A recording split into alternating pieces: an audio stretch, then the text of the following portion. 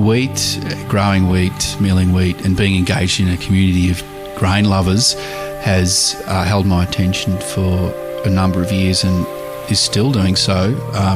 And just new things to learn about this plant that's been so associated with humanity for 10,000 years. This is The Producers. I'm Dani Valent.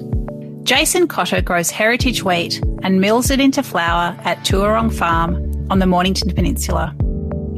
The peninsula, an hour from Melbourne, is better known as a wine region, but Jason wanted to do something different. His interest in local grain economies and his fascination with the fundamental place of wheat in the human story has taken him down another path. I'm Jason Cotter. I'm from Tuerong Farm on the Mornington Peninsula. We grow wheat, we mill it on the farm and sell it to bakers, chefs and home cooks locally and into Melbourne. I grew up in Langwarrin, about 20 minutes from here, and in the early 90s my family sold our food company, Cotter Food Services, and we bought this place, and I'd lived here on and off, although I was the only one in my family who'd done so. And then about 10 years ago, I came back here and we renovated the house and started a family and got more and more involved in farming, which really began as a hobby and then has sort of taken over and sort of takes all our time now. Here at Tuerong we have beef cattle as well as crops, and we also have wine grapes. I've never been that interested in the wine industry, and I guess when I moved back here and started being involved in the farm again, I wanted to do something that was my own, and I just put a little bit of wheat in actually to train my dog who's just turned up on quail, but at the same time I read a book about the future of food that Dan Barber wrote, the American chef, and it got me thinking about local grain economies and the possibility of shorter supply chains of key commodities like wheat, and to treat wheat as a ingredient rather than something that's just traded and has no meaning as food. So I guess one of the main things we do here is trying to restore wheat as something that's considered a valuable foodstuff and not just a commodity. Few people think about the Mornington Peninsula as a wheat-growing region these days, but it actually has a history with grain growing. Much of Jason's project has been testing rare and heritage wheats in this particular environment to see how they fare. We're well outside the wheat belt here in Tuerong. The conditions are a bit different than where grain is grown mostly in Australia, though fairly similar to other parts of the world. I guess growing wheat on the peninsula has a long history, although in the last 50, 70 years or so, it's only small pockets for usually for feed rather than milling into flour for bread. However, when the governor in Sydney sent a few boats out to look for a second colony, which ended up being Hobart, they found sealers and escaped convicts growing wheat on Phillip Island, which is just a stone throw from here, quite successfully. And what we do here is grow wheat that is adapted to our climate, and we've grown a lot of specialist varieties to find what best suits our land and season length, and sort of over the last few years amassed quite a collection of rare wheats, some old, some new, some really old, and it's been great to have build what I guess is a library of the history of the world. I guess in many ways wheat is at the heart of human culture, where since the advent of agriculture, wheat has been there and has been through the formations of city-states, trade surpluses, trade itself, formations of countries. Wheat is at the heart of it, and I guess more recently kicked off the Arab Spring in Egypt and across North Africa. Wheat and the dearth of wheat had a lot to do with that, so it's still at the heart of things. Wheat is endlessly interesting, so much more than a commodity, intersecting with history, geography, science and aesthetics, as well as nutrition and food culture. Local grain economies not only connect consumers to their produce, but also allow farmers to stay connected to the food they nurture and grow. Look, I've always had a deep interest in it. It's something that gets under the fingernail, so to speak. But yeah, the wheat aspect of it really drew me in. There's so much to wheat. There's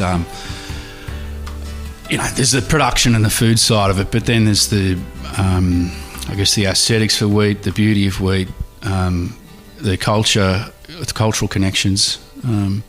It's really intrinsic to who we are, grain growing, and so I got interested in that. And I guess once you start collecting a variety of wheats, you're engaging intellectually on where things are from, why were they grown, how they were grown, who grew them, and deeper still on their flavours, nutritional values, and just an amazing diversity in wheat.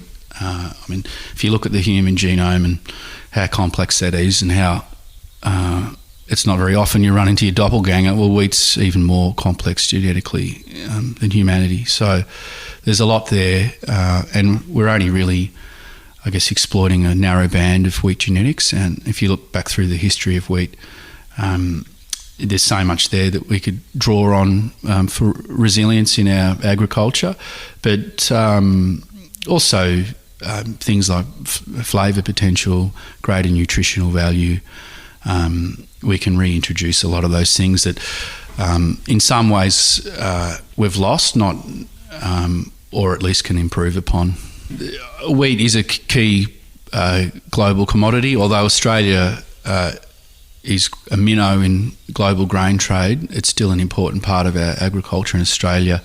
However, there's few farmers that know what their grain tastes like, and I've found that there's a lot of farmers that really want to know what their grain tastes like, and I guess that engagement as people's produce as food is resurgent in many ways. What would you say? If you look at the commodification of wheat, Australia, even deep into the 70s, had a real huge diversity in genetics and origins in wheat that made for a resilient crop in many ways, although incursions of new rust varieties put an end to that in some ways. But so did the Green Revolution and the advent of semi-dwarf genetics that were high yielding, that could handle high nitrogen inputs and required mechanisation and a more systemic use of ag chemicals. And what we're trying to do is minimise inputs and returning to a farming system that we feel is sustainable, and also is a nutritious and flavoursome product. It's not like you sit down and have a meal and think to yourself, gee, that was sustainable. You think to yourself, gee, that tasted good. So if you can have things taste good and be sustainable, then we're onto something. There are thousands of varieties of wheat in existence, and Jason has grown more than 600 of them, getting to know which ones work best at Tuerong, both in terms of growing well in the conditions and also for flavour and digestion. Yeah, so in terms of the diversity of wheats we're growing, there's a few. We've got hundreds basically, Dani. We've grown in the last 5 years 600 different types of wheat, so it's gotten a little out of hand. However, within there, there's some just true gems. Most wheat in Australia for the milling market is hard white wheat.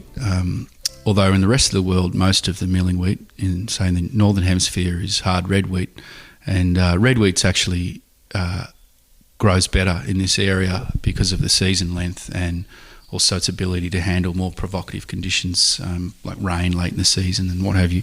But it also offers a different flavour profile. So we've grown red wheats from, for the last 300 years, and some of them like Rouge de Bordeaux, which is a French wheat that has a good season length for here. It's a softer wheat. It also doesn't have sort of antagonists to your digestion, so it's found it's easier to digest, and we're looking forward to introducing that to eaters very soon. We've also got one that I imported through quarantine from Bread Lab in the US called Skagit 1109. It's a population of hard red wheats that have significant diversity within in-field, and they adapt to the conditions in which they grow. So it's interesting thing agronomically, but also I think it's the only wheat that's been bred as a wholemeal flour and with flavour at the core of decision making. So it's another one we're looking forward to introducing soon. A few other cereals that we're interested in from a flavour point of view is we've got some long season heritage rye, a German one, and some Swedish and Danish rye that have high ferulic acid content and a few other desirable things for the distilling market. So it's early days for that, but I suspect there's a market there for flavour-driven grain in that vein as well. A few years ago, Jason and his wife Emma travelled around the world collecting wheat to try at home.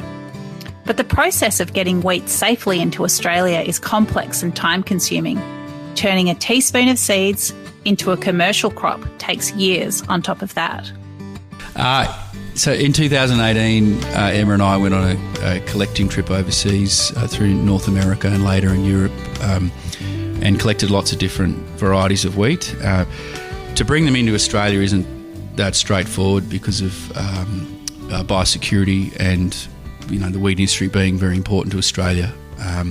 People are very concerned about bringing in problems, not benefits. So the process is you have a permit to import triticum species. Your samples are sent by courier to nursery stock at Mascot in Sydney, where a cursory check is undertaken. Then they get sent to a glasshouse up at Tamworth, a facility run by New South Wales DPI. They get grown out there for a season, and then you get probably 8 seeds in a pot. They'll grow out, and then you get whatever seed comes from the next generation once they've checked it. So you start with a very small amount of seed, and you plant perhaps, you might be 100 seeds, there might be 5 grams or 10 grams or, if you're lucky, 50 grams worth of seed. You put that in a 6 metre plot, and then you start the process of selection and bulking up. So, you see what it grew like that first year, and if it's worth pursuing. If you think it is, then you grow it again, and then again and again. So it takes years and years to get a quantity together that you can even test without going backwards with your seed. Then you test it and bulk it up, this what you've selected, and hopefully it's something people like. Some wheats beguile because they grow really well. Others suck Jason in because they're beautiful. And some of the most unlikely candidates end up surprising and thriving once they settle in. There's a few seeds that I fall in love with because I've researched them. I look at their genetics and what their potential performance is and their suitability and, their potential application. I think, this is going to be great. And then you grow them and they just don't go that well here. But because you're in love with them, like from an intellectual level, you grow them again and again. So I've actually got a few out there that I should have discarded ages ago. But there's a few that I persisted with that just didn't like the first few seasons I grew them, or at least they needed to settle in and to self-select genetically to suit here. And so I've got a few this year that are just cranking, that the first few years I grew them weren't great. So, in those first few years, you're actually selecting the decent examples of those lines. So there's a few North African durums that I've got. And I mean, the Italians claim to have the best pasture durums, but I guess because of the trade across the Mediterranean over millennia, a lot of the durums are actually North African rather than Sicilian or Calabrian. And I've got a few that they're just going so well this year, and they're really beautiful too. Like a couple of them. There's one called Medea that has it's almost like a lavender head. It looks like, a row of lavender rather than wheat. Another one, Baliuni, which has amazing stay green deep into the season, even in wet conditions. The whole sort of thing's endeavour's been great just to engage with people across food and agriculture. So, from wheat breeders through to restaurants. Some of the restaurants in Melbourne, when they hear what they're doing and the specifics of what we're doing, they get quite excited about individual varieties, not just that you're growing and milling it on 70 kilometres from the city. They get excited about what the actual plant is and where it's from, and the full narrative behind that grain. And I guess it's a good sell for them on their menus. When you research, farm, harvest, mill, pack, sell, and deliver your own product, there's always something to do. So is there a typical day on Tuerong Farm? At different times of the year, there's different activities dominate on the farm. In the background is always milling. And sometimes I like to get a lot of milling done just so I can get something else done. So I spend long hours in the mill with headphones on. We're just upgrading it now, so it's got a nicer workplace. So I'm actually putting a bit of LED light in the mill, so there's a bit more than hard light up there. I guess in autumn it's all about getting seed in the ground. So you're waiting for a break in the rain, hoping that it's not going to be too much rain, preparing a seed bed and then sowing the seed and then waiting for it to come up. Hopefully it merges well and get springs away before the weeds get moving too. That's a very busy time of year. And this year we've sown wheat across several farms on the peninsula and further afield. So it's a bit of rushing around. But when the wheat does start coming up well, and then you start seeing differences in varieties or your main milling wheat performing really well, it's very satisfying. Actually, this year on the plot seeder, I buried one of my favoured purple wheats far too deep for it to emerge, and nothing else emerged. Everything else was emerged except for this wheat, and I thought, what's going on here? So I went down and I was like scrabbling along the row in my hands and knees until I found the sort of little white coleoptils way down deep. And so I was wondering, should I just hand hoe this whole 200 metre plot to get some seed away? And I did for a little bit. And then I thought, you know what, I'll just let it run. It'll self-select for long coleoptil, which is actually favourable. And it survived. Like, wheat's a resilient plant, and the will to live is strong. So I've selected for a really long coleoptil by accident, and it's actually looking like a really great crop. And other times of the year, the busiest times, I guess, are harvest. It's always a bit daunting because our harvest window is months long. It's not just a week where we harvest everything or what have you. Because we've got so many different varieties, they've all got to come off at different times, and it's a race against birds or weather or waiting till moisture content drops low enough. And so that's very busy. And this year we'll be here, up the road, at a few other farms, and then up at Rutherglen and across at Caramut in the Western District, where we're increasing the seed of 4th and 5th year wheats that we started with from 5 grams of seed, and now I've got hectares of it. So it's a pretty exciting harvest coming up this year. Wheat is so often sold as a commodity or basic foodstuff that it's not so common to think of it as having distinctive flavours. But those who go deep into wheat notice that it does vary a lot according to variety and terroir. So in terms of flavour of individual grains, I find even if you just chew on the grain and you can tell what it might end up be, whether it's worth pursuing. So there's kind of a sweetness to it, or it lacks, a bit of finish, or all the things that you look for in flavour in, wine, or, when people speak of terroir or the complexity of flavour, you can really home in on that in something like wheat. And, for sure it's subtler, and for sure people have better noses or responses to aromatics or taste. I know Betsy Evans and Oak at Swan Bakery in Gippsland, she's got a really good tongue for it, and so does Mike Russell at Baker Blue and some of his staff. I've taken grain in to them before and say, do you want this one or this one, even before it's milled, and they have something to say about the taste of it. Michael James, the baker and author, gives very detailed notes on flavour. So, I definitely have an idea of what I like, but then to get, experts, their feedback as well is fantastic.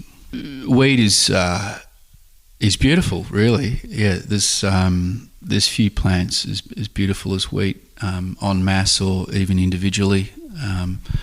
And for me, the greatest part of that beauty is the diversity in wheat.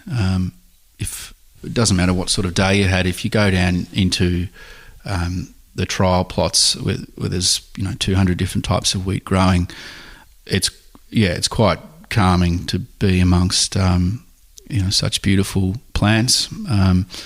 There's ones that have got long horns that are hairy or chunky or black or golden or red. There's ones that sort of have a lax vibe, others that are quite upright.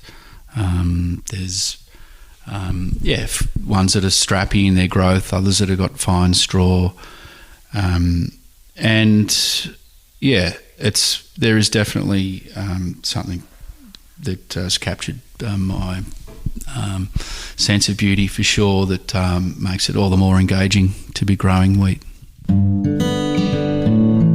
There's growing wheat, there's harvesting it, but it's milling that turns wheat into flour.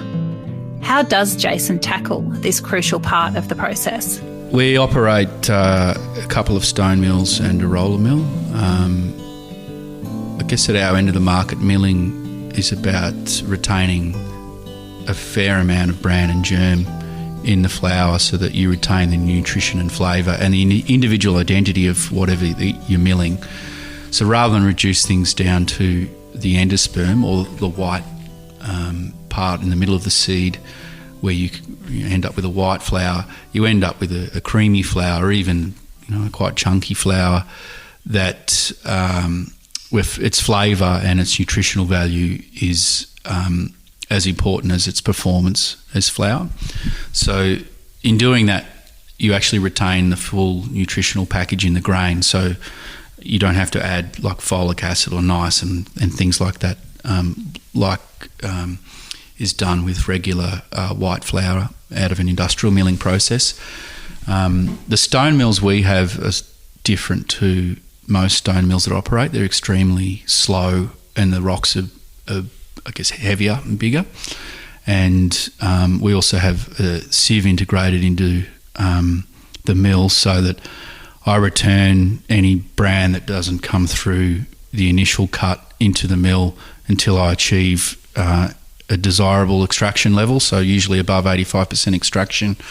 And we also have so it ends up being a fine flour, but it's actually high extraction rather than what you might think of as a chunky wholemeal flour. We do 100% wholemeal flours too, particularly our French red flours, our critic and spelt rye, and because that's what people desire. But as a general baking flour, if we aim for an 85% extracted flour, it's something that's high performance if we've hit our protein marks. So decent quality protein, which comes from both the grain you choose to grow, but also the nutrition in the soil that helps it achieve its potential. Connecting people to flour and the wheat it's milled from is a great pleasure and motivator for Jason. In the future, he plans to have a 0 miles on-site bakery that completes the supply chain one loaf at a time. Yeah, we love having visitors to Tuerong Farm. I think people generally are detached from what happens prior to the bakery. So whether they're bakers that come or home cooks, they don't realise what goes into producing flour in the mill or let alone in the paddock. So to actually show them wheat, what it looks like, where it starts from, it's important to us as farmers, but I can see that it's one of the ways that people can engage with the natural world now is through their food, and to actually be able to show you that whole process from the field to the mill and then into the bakery in the future is going to be amazing for our business, but also to, tell the story of wheat to people.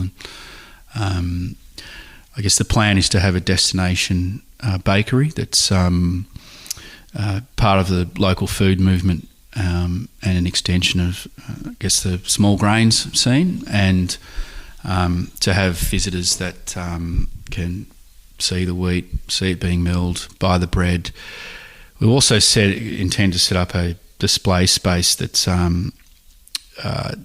tells that story of agriculture and displays the botanical diversity of wheat itself, and present a bit of our wheat library for people to enjoy. I'd also like to include some sort of ag art thing as well, because I think there's a lot culturally and artistically in agriculture that people would enjoy as well if it was a destination bakery. And I imagine in the future we'll be building an on-farm bakery. We're just lining up our ducks there at the moment.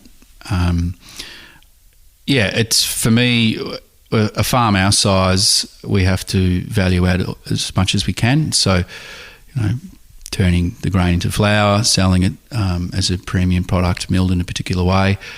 But then going further and turning that into bread will help us have a viable business long into the future in a sort of, value chain from paddock to plate, so to speak. It's the greatest value benefit is at the end, and the greatest risk is at the start. So the farmer takes all the risk, and unless they're growing on a large scale, if they're not adding value along the way and having a share of the value, it's a difficult business. Jason Cotter finds the intellectual and practical on-farm aspects of his grain business endlessly engaging, but there's something incredibly special about delivering his product to Melbourne bakeries, not least because of the babka and buns that might make it home in the van. I love going on a delivery run. In fact, I really don't like sending bags of flour off with a courier. I like to load it up the night before, and when I get in the car early in the morning and the whole thing's loaded with flour and the trailer of flour, it just smells like fresh and alive in the car because I've just milled it in the last day or so. And I drive in, I see our customers, have a bit of a chit-chat, go into their bakeries, help them with a few things, and just get sent home with just heaps of bread and treats. So I stuff myself silly on the way home with chocolate babka or fugasse or what have you. It's a really enjoyable part of the whole thing. And, the kids in Emma often say, "Oh, can you bring back some cardamom buns or something like that?" And I might get, 5 or 6 of them, but they won't all make it home, that's for sure. So, it's wonderful. I love what I do because it's really engaged me, like, physically, intellectually for a number of years, and my interest hasn't waned. And I'm someone who gets very deep into whatever I'm into at the time, and it might be 6 or 12 months down the line, I'll find something else I get deeply engaged with and move on. But wheat, growing wheat, milling wheat, and being engaged in a community of grain lovers has held my attention for a number of years and is still doing so. And there's just, there's forever new facets to explore with grain, and new seasons to respond to, in the paddock, new things to learn in the mill, and just new things to learn about this plant that's been so associated with humanity for 10,000 years. Wheat is an integral part of the human story. Complex, responsive, engaging and satisfying. For Jason Cotter, farming wheat at Tuerong Farm is a way of reclaiming aspects of the food system that have been lost and forging a more hopeful, connected and delicious future.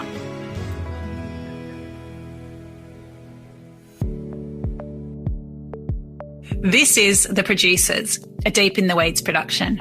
I'm Dani Valent. Stay tuned as we talk to some of Australia's best farmers, makers and growers. Follow us on Instagram at Producers Podcast or contact us via deepintheweeds.com.au.